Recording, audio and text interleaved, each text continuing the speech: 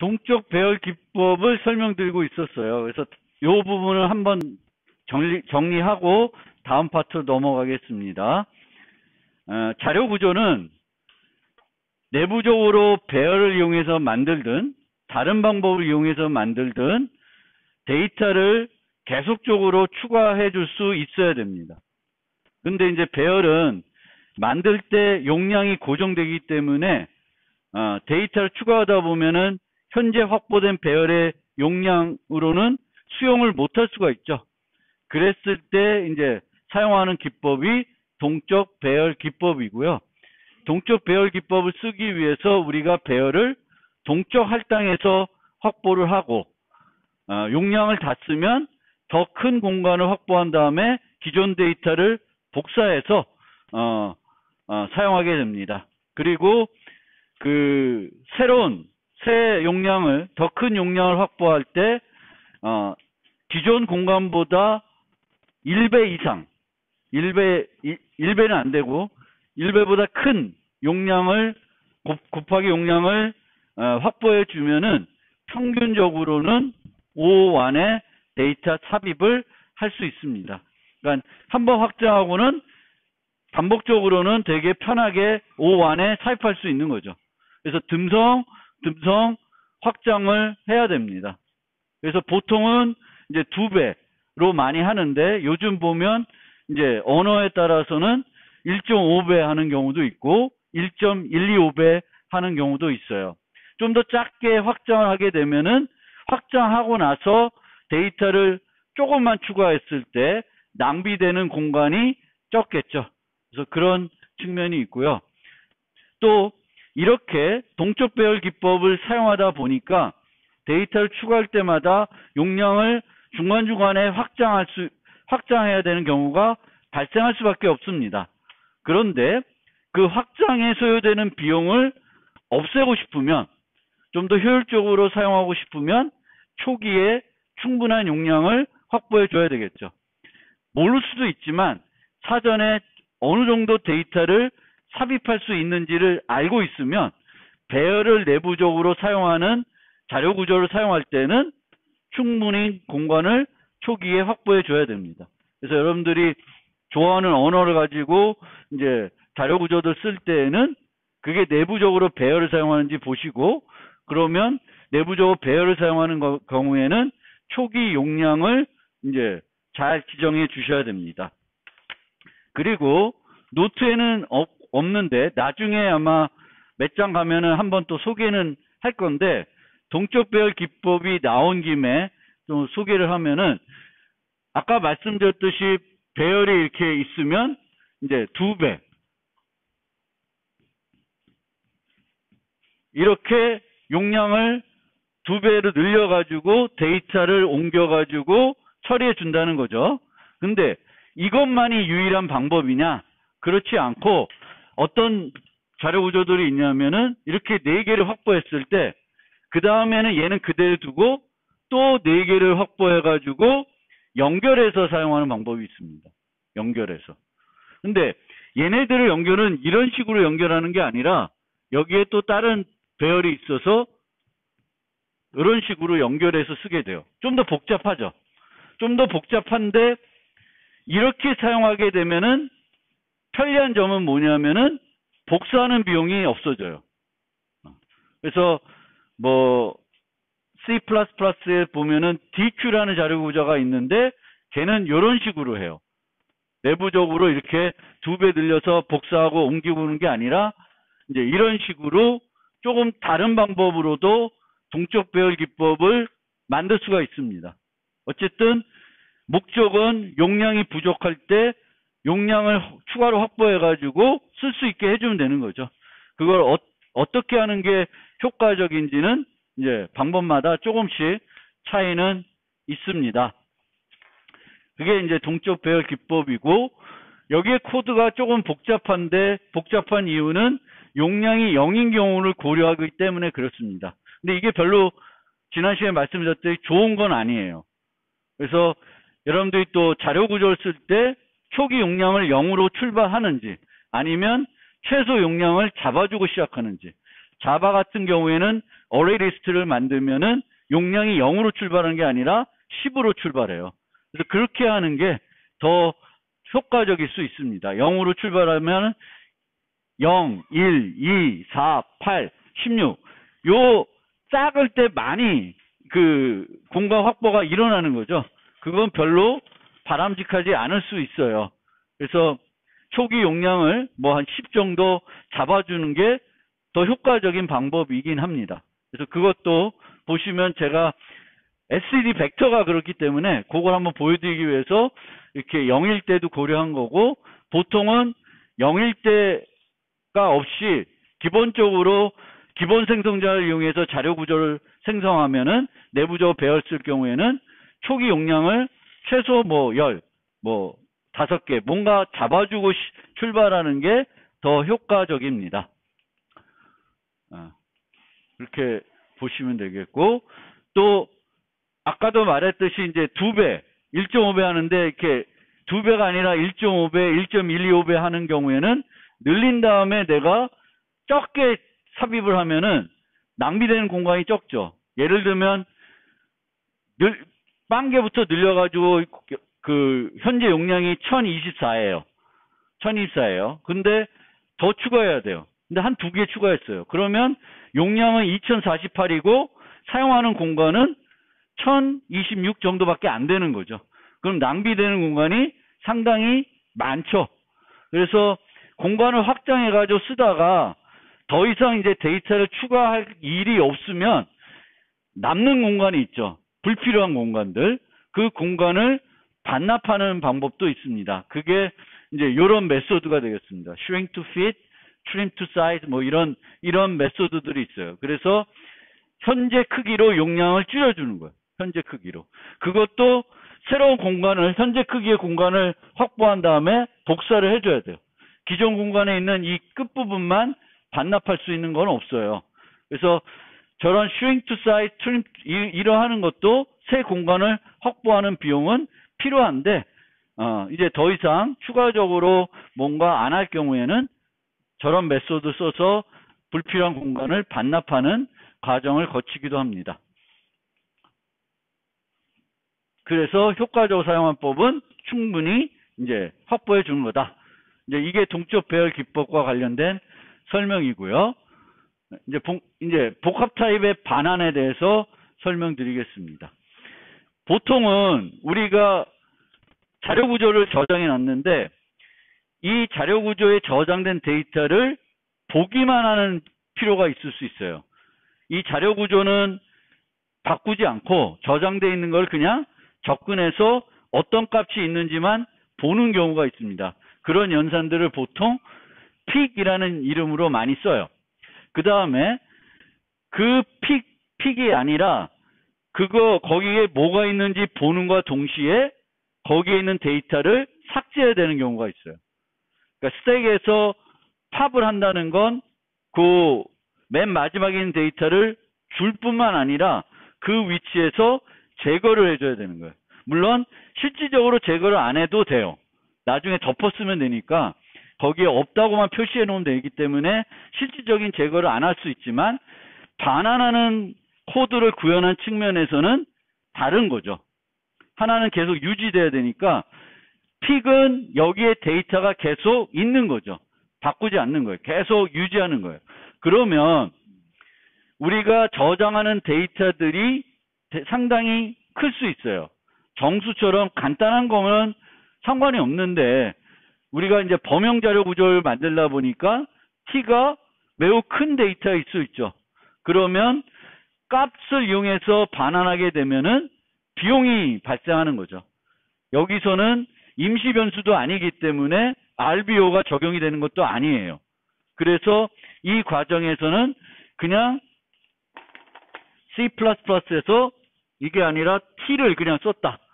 그러면은 복사 생성자가 실행이 돼가지고 비용이 많이 소요되는 거죠.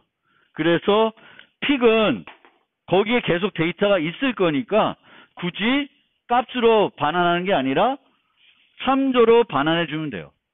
3조로 반환해 주는데 여기에 컨스트가 안 붙으면 어떻게 돼요? 무슨 문제가 생겨요? 컨스트가 안 붙으면은 반환받은 걸 갖고 내가 조작하게 되면은 뭐가 바뀌어요? 그 자료 구조 내부에 있는 데이터도 같이 바뀌는 거죠. 그거는 또 우리가 원하는 게 아닙니다. 그래서 참조로 반환하되 컨스트, C++에서는 컨스트로 반환을 해줘야 돼요.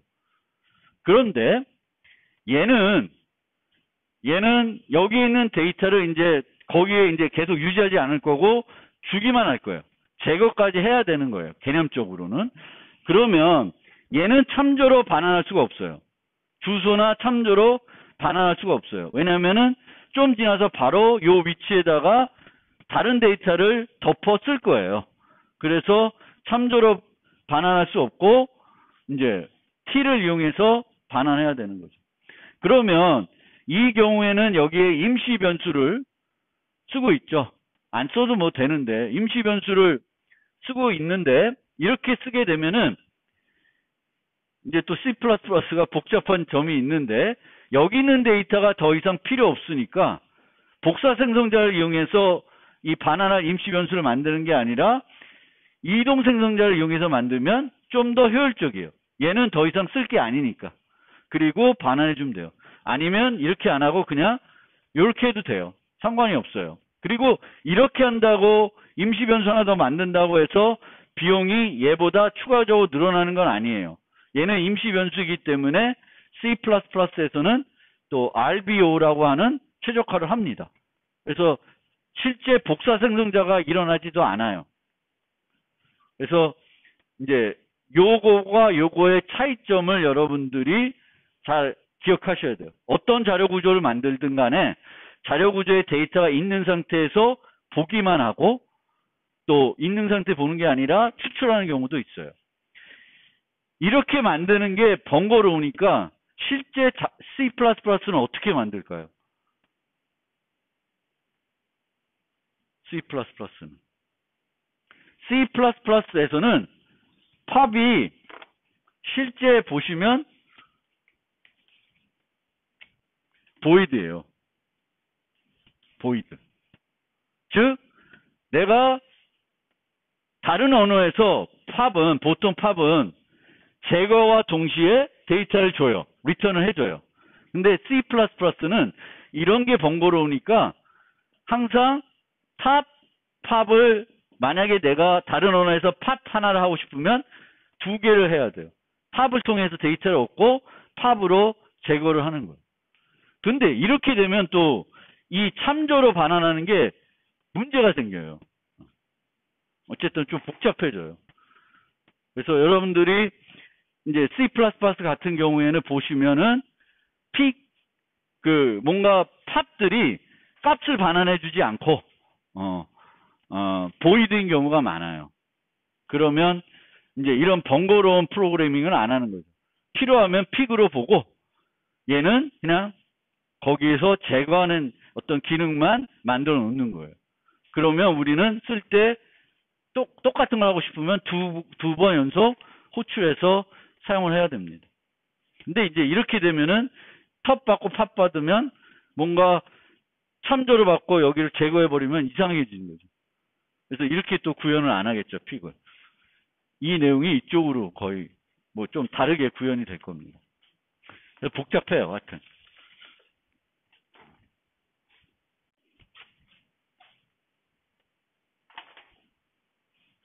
근데 이렇게 되고 자바 파이썬은 근데 자바 파이썬은 이런 게 없죠. 그렇죠? 자바에서는 항상 무거운 것도 다 참조 변수로 이용해 가지고 주고받고 있기 때문에 또 파이썬도 마찬가지고 그렇기 때문에 뭔가 무거운 것을 반환한다고 해서 별도 신경 써야 될 건 없어요. 그런데 참조로 반환하기 때문에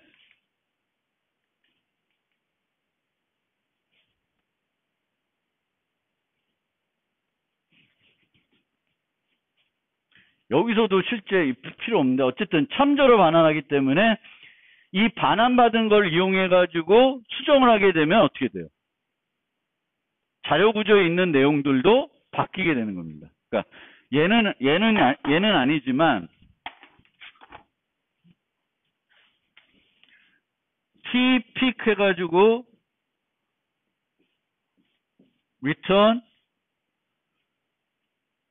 buff top 마이너스 1 이렇게 하게 되면은 이제 주소를 반환하는 거잖아요. 주소를. 그러니까 이렇게 만든다고 해서 뭔가 효율성 측면에서 우리가 추가적으로 고려해 줄 건 없어요. 근데 이렇게 반환하게 되면은 이 반환받은 걸 이용해서 조작을 하게 되면 자료 구조에 있는 내용도 조작되는 그런 문제점이 생기는 거죠. 그거를 우리가 잘 알고 대처를 해줘야 됩니다. 물론 그런 게 싫으면 이런 식으로 반환해 줄 수도 있죠. 근데 저렇게 클론을 하게 되면 비용이 많이 들어가니까 또 항상 복제를 해야 되는 건 아니니까 이렇게 만들진 않아요. 그렇지만 여러분들이 여기에 이런 자바에서는 C++처럼 C++처럼 컨스트를 수식해 가지고 뭔가 주소나 참조를 주는데 수정을 못하게끔 막을 수 있는 방법이 없으니까 그거에 대해서 충분히 여러분들이 고려해서 프로그래밍을 해야 됩니다. 그리고 여기에 이제 자바 같은 경우에는 이퀄을 너를 해주고 있는데 이게 꼭 필요한 요소는 아니에요. 꼭 필요한 요소는 아닌데 뭐 얘는 그냥 한 줄만 들어가면 되는 거니까 한 요소만 널로 바꾸는 거니까 안 할 이유도 별로 없어요. 이게 비용이 비싼 게 아니잖아요. 얘를 추가한다고 이 t의 팝이 뭔가 비용이 많이 올라가는 게 아니기 때문에 널로 해줘가지고 그 위치에 있는 것을 이제 그 참조 변수의 개수를 특정 객체를 가리키는 참조 변수의 개수를 줄여줘가지고 여러 가지 그 쓰레기 수집도 촉진시킬 수 있고 그 위치에 값을 지움으로써 또 안전성이나 이런 강건성 측면에서도 좋아지는 측면이 있습니다. 그래서 자바도 그렇고 파이썬도 그렇고 원하면 이렇게 그 위치에 있는 데이터를 널이나 넌으로 지워줄 수도 있습니다.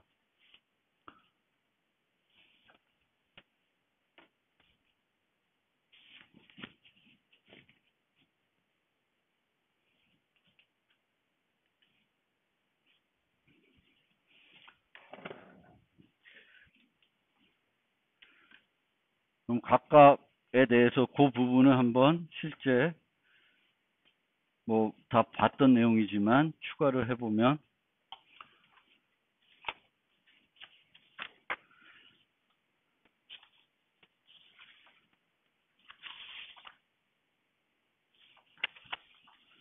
자바부터 해보면 자바는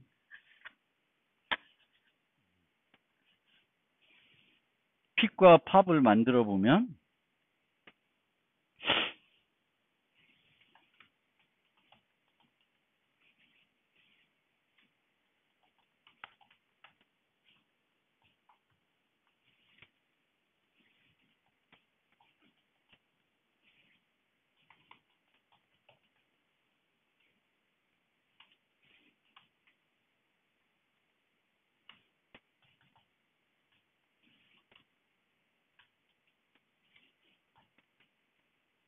탑 마이너스 1의 위치에 있는 것을 반환해 주는 거죠.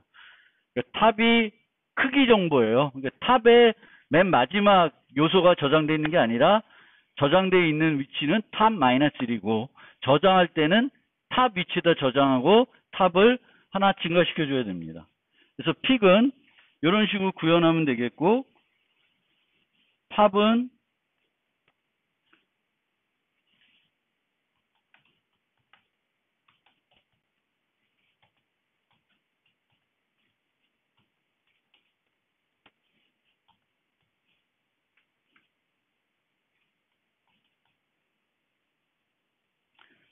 뭐로 자꾸 임시 변수 쓰냐 이런 질문도 있는데 제 스타일이에요.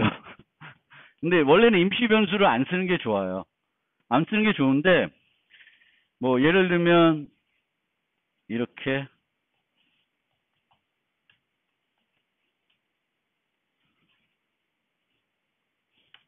이렇게 해도 되잖아요. 이렇게 해도 돼요.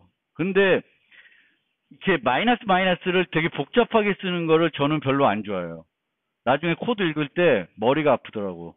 그래서 마이너스를 뭔가 플러스를 써야 될 때는 아까처럼 이렇게 쓰면 더 뭔가 제 스타일에는 더 맞아요.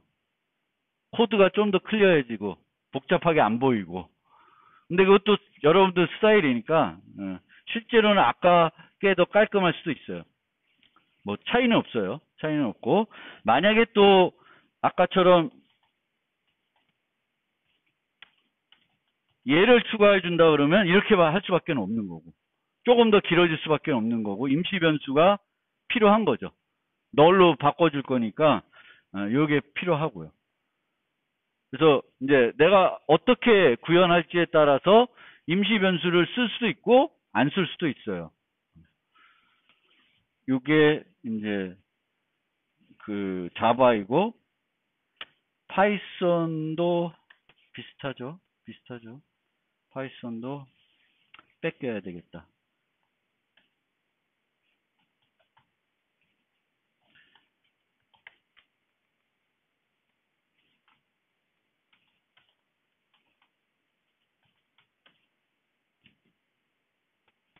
뭘 해야 되나? 얘가 기억이 안 나네. 예외를 뭘로 했어? 예외 이름을 그냥 런타임 에러로 했구나.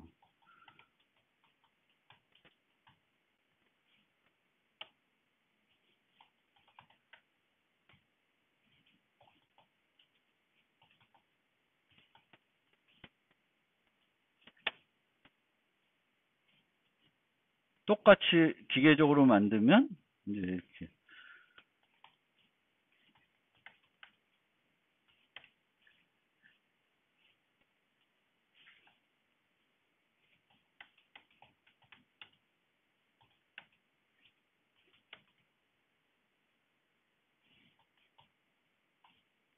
파이썬은 이런 식으로 만들면 되죠. 그러니까 보시면 알겠지만 알고리즘 자체가 언어가 바뀐다고 바뀌는 건 아니에요. 해야 될 일은 똑같거든요. 근데 이제 문법적으로 좀 고려해야 될 사항들이 달라질 수 있고 그 뿐이지 뭐 크게 차이 나는 부분은 없고 이제 C++ 오면 머리가 좀 아프죠. 그래도 어디 갔냐? C++ 픽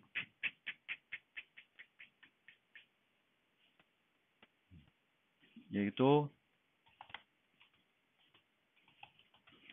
empty이면 throw std runtime error. 네, 뭐 해줘야 되나? 기억이 안 나요.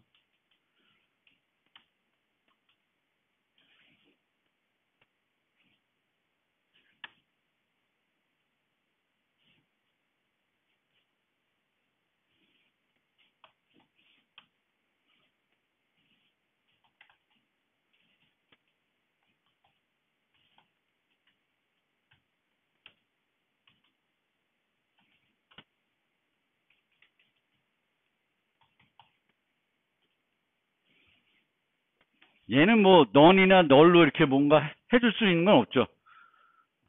지우기 위해서 특별히 할 건 없어요. 그래서 pop top 네. 이 정도 되면 됩니다. 아 잘못했다.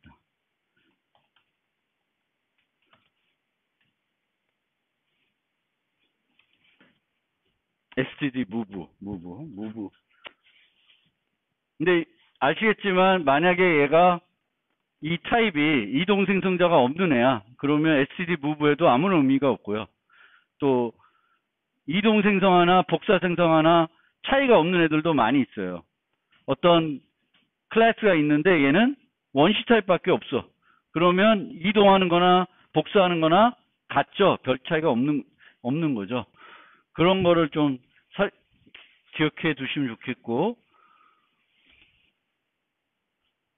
요 경우에도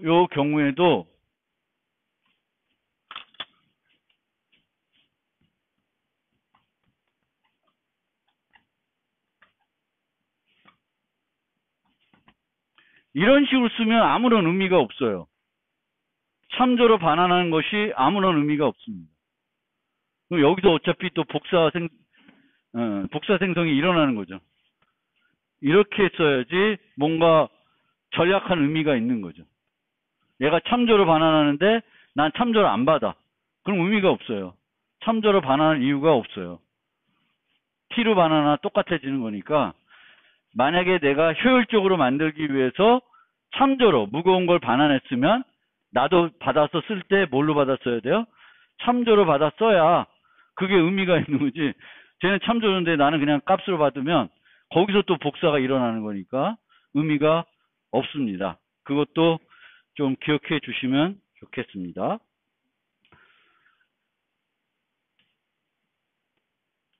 그 다음에 반복자. 실질적으로 지금 우리가 만들고 있는 스택은 반복자가 필요한 자료 구조는 아니에요. 스택은 주로 푸시, 팝, 픽 요 세 개 연산만 가지고 뭔가 필요할 때 쓰는 거지, 스택에 왕창 집어넣고 스택에 현재 뭐가 쭉 저장되어 있는지를 살펴볼 이유가 없어요. 그건 스택 자료 구조와 맞지 않아요.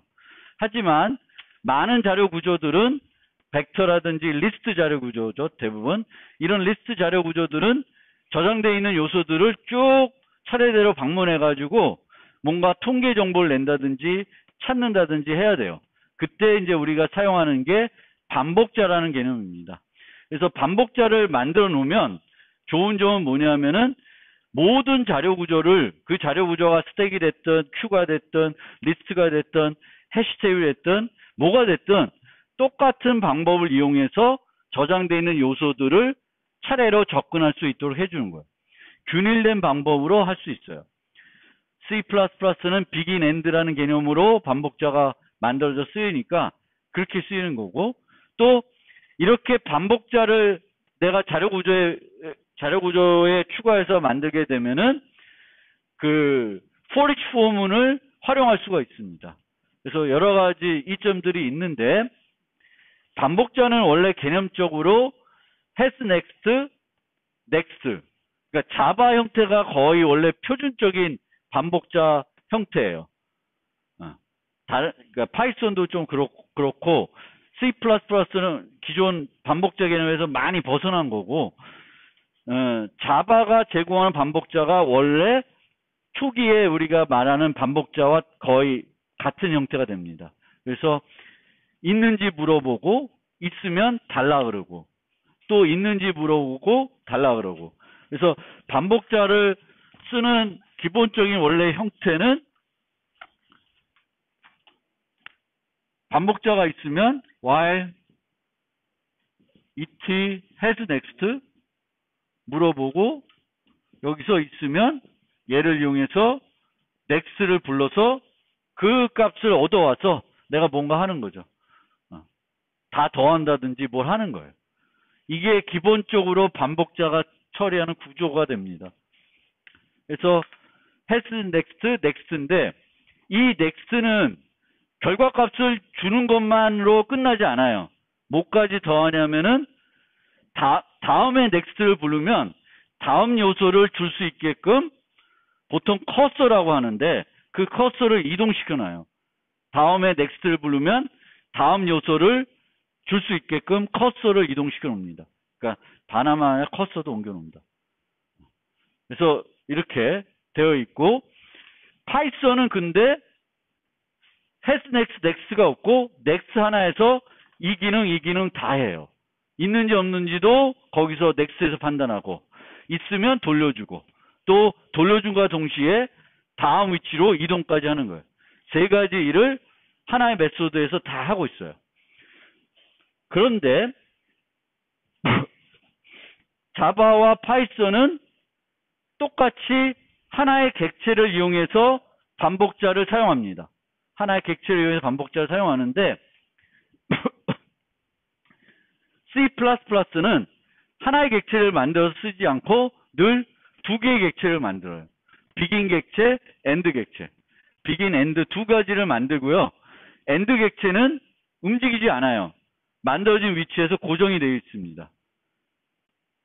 그리고 비긴 객체, 만든 비긴 객체를 움직여요. 그래서 이 비긴 객체가 움직여서 엔드 객체와 똑같은 위치를 가리키게 되면은 반복이 종료되는 형태가 돼요. 그럼 이렇게 비긴, 엔드 개념을 쓰면 좋은 점은 뭘까요? 좋은 점. 편한 점. 자바와 파이썬과 달리 좋은 점은 뭘까요? 객체를 하나 쓰는 게 아니라 두 개 썼어요. 그 자체가 별로죠. 근데 두 개 써서 얻어지는 장점은 구간을 표시하기가 되게 편해요. 보통은 반복자는 처음부터 끝이에요. 근데 비긴, 엔드는 비긴을 비긴 플러스 3 하면 여기 가 있는 거죠. 엔드도 엔드 이렇게 하면 일로 가 있어요. 그러니까 어떤 전체를 방문하는 게 아니라 특정한 구간을 처리하기, 구간을 표시하기가 되게 편한 구조로 되어 있는 거예요. 그러니까 C++의 반복자의 장점은 비긴, 엔드 이로 통해서 특정한 구간을 반복하기가 되게 편리하게 되어 있다라는 거고요. C++는 반복자를 정의하는 게 가장 복잡합니다. 자바나 파이썬은 되게 심플한데 C++는 이 반복자도 되게 정의하기가 어렵게 되어 있어요. 그리고 반복자도 한 종류만 만드는 게 아니라 보통 여러 종류를 만들어요. 여러 종류. 그 자료 구조의 특성에 따라서. 그래서 begin, end, C begin, C end, R begin, R end 이런 식으로 거꾸로 가는 거 여러 가지 형태로 만들어서 써요. 그래서 복잡한 거죠.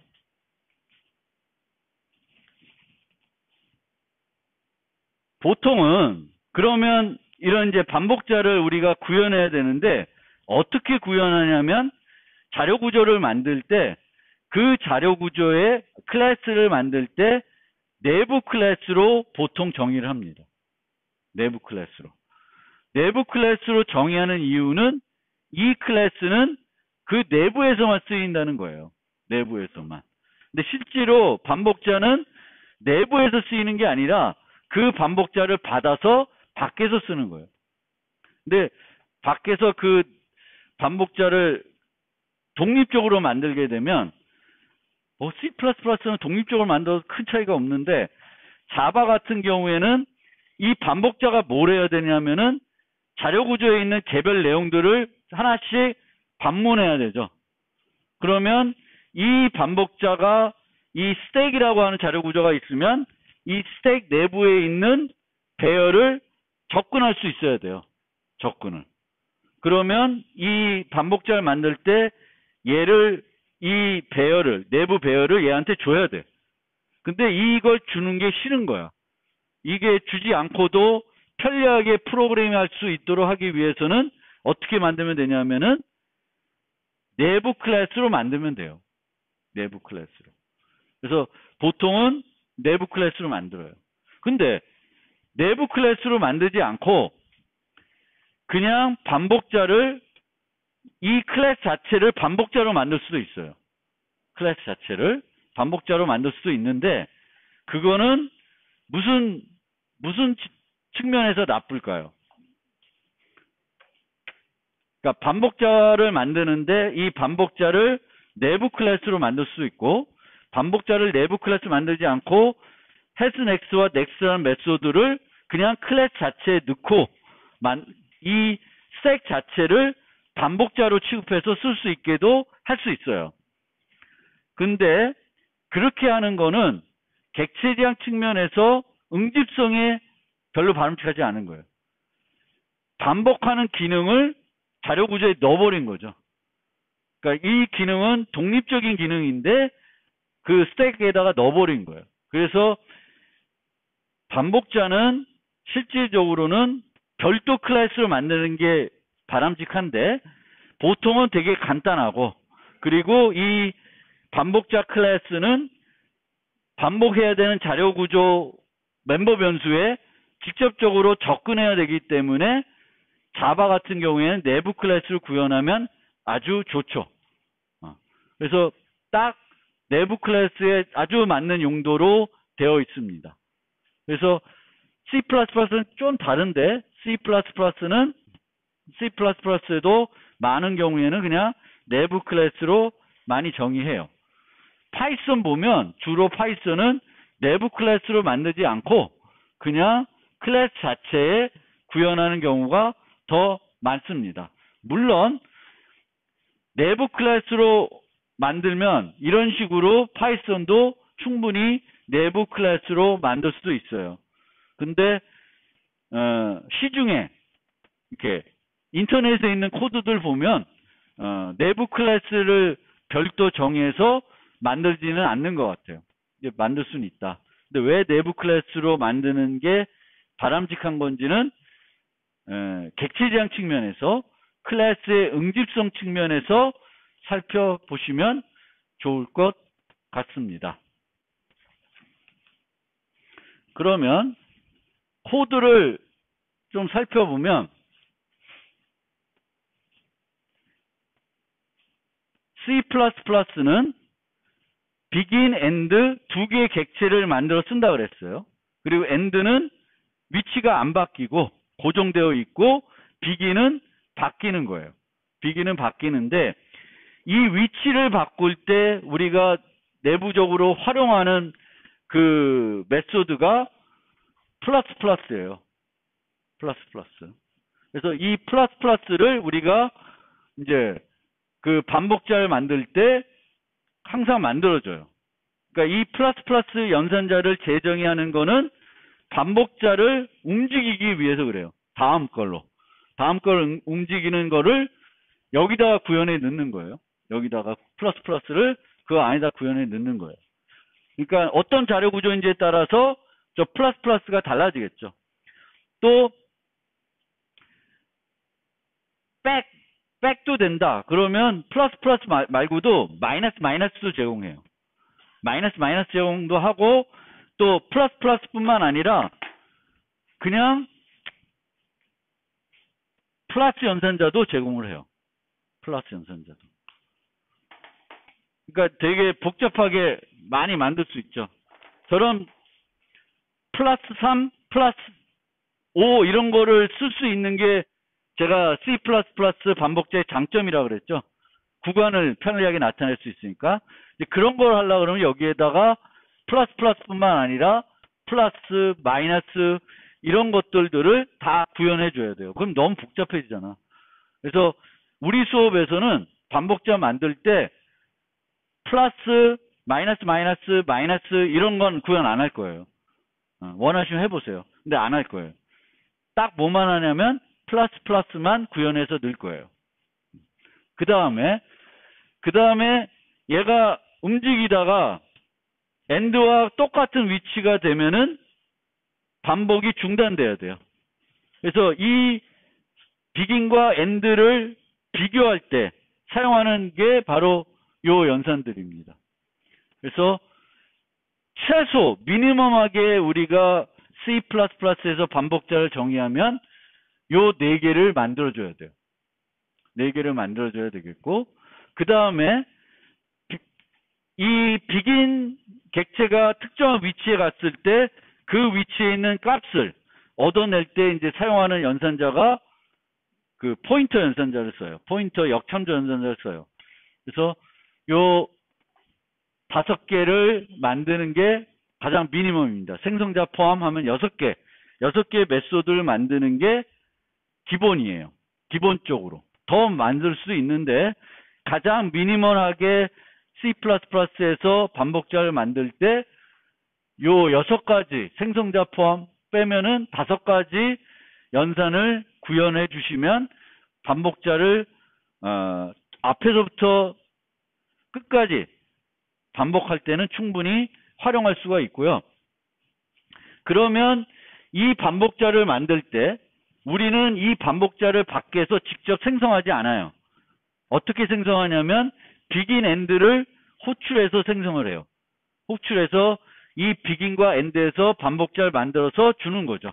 그래서 우리는 이 begin end를 또 구현해 줘야 돼요. 근데 이 begin end도 하나만 만들어야 되는 게 아니라 일반적으로 이걸 여러 개 만들어야 돼요. 근데 우리 수업에서는 요 6개만 대충 만들어서 쓰려고 그래요. 그래서 보통은 begin end, C begin, C end인데 begin end는 반복을 하면서 그 위치에 있는 데이터를 수정할 수 있는 애예요. 수정할 수 있는 반복자예요. 얘가 특정한 위치를 가리키고 있으면 그 위치에 있는 데이터를 반복자를 이용해서 수정할 수 있게 해주는 거예요. C begin과 C end는 반복을 하고 있으면 그 위치에 있는 데이터를 그냥 볼 수만 있지 그 위치에 있는 데이터를 수정할 수 없습니다. 그래서 요 두 쌍이 필요한데 얘는 왜 필요하냐? 얘는 왜 필요하냐? 내가 쓰고 있는 지금 현재 예를 들면 스택을 받았는데 const 스택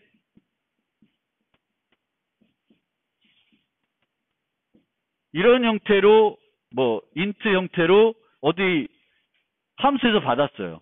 그럼 얘 자체가 뭐예요? const 한 애죠.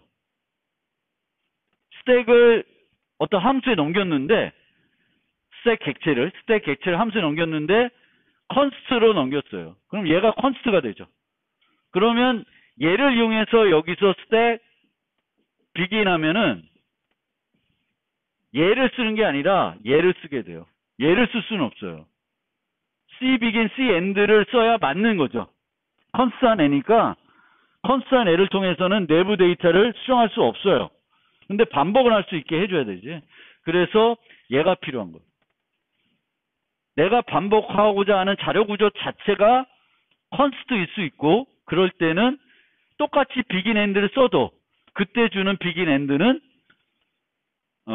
일반 반복자가 아니라 const 반복자가 돼요. const iterator가 됩니다. 그거는 여러분들이 C++에서 벡터를 쓸 때도 마찬가지예요. 벡터가 그냥 일반 여기에 이제 std 벡터 int 100이 있으면 100점 begin 하면은 얘는 얘를 주는 거예요. 왜냐하면 이 100은 const 아니잖아요. 근데 이 애를 어느 함수에 전달했는데 const std 벡터 int 100 했어요. 그럼 여기서 100점 begin 하면은 여기서 주는 begin은 얘가 아니라 얘가 돼요. 제가 자체가 const한 애니까 const한 iterator를 줘야 돼요. 그래서 이렇게 복잡하고요. 내부적인 내용을 잠깐 보면 여기 보면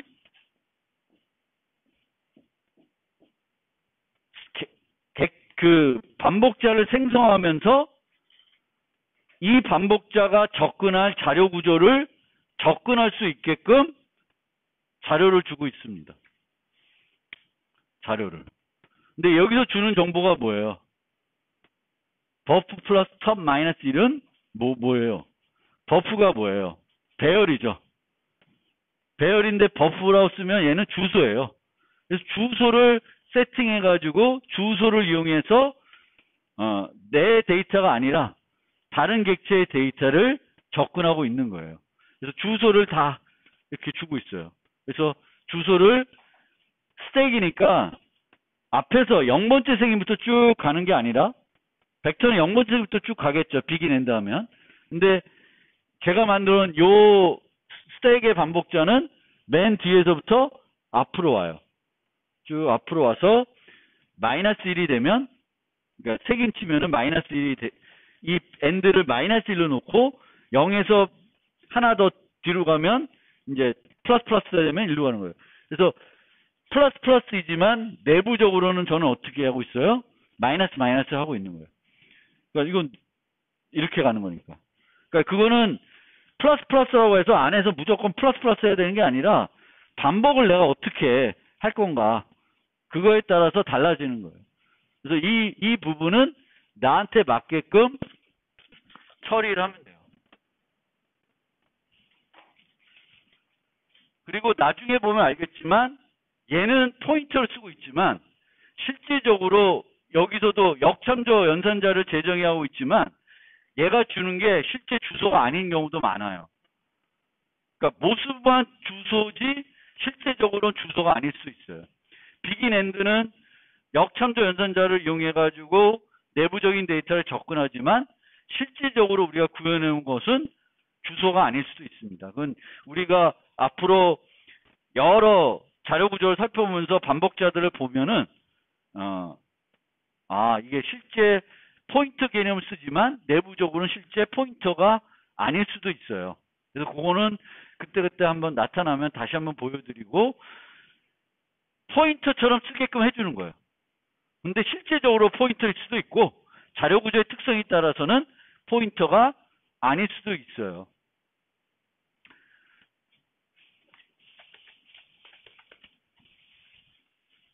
그리고 왜 이렇게 이 반복자를 또 범용 클래스로 만들었냐면 얘네들을 만들 때 이 t를 얘는 그냥 t를 주고 얘는 const로 주는 거예요.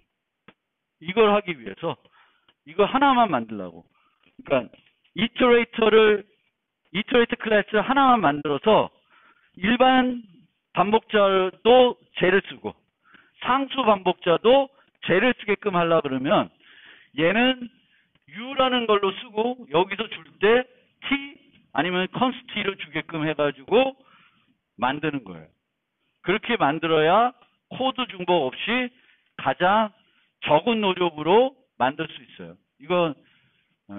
이게 모범답안이 아닐 수 있지만 제가 봐왔던 코드들 중에 동작하는 코드들 중에 그나마 이해하기가 쉽고 정의하기가 그나마 쉬운 방법인 것 같아요. C++에서.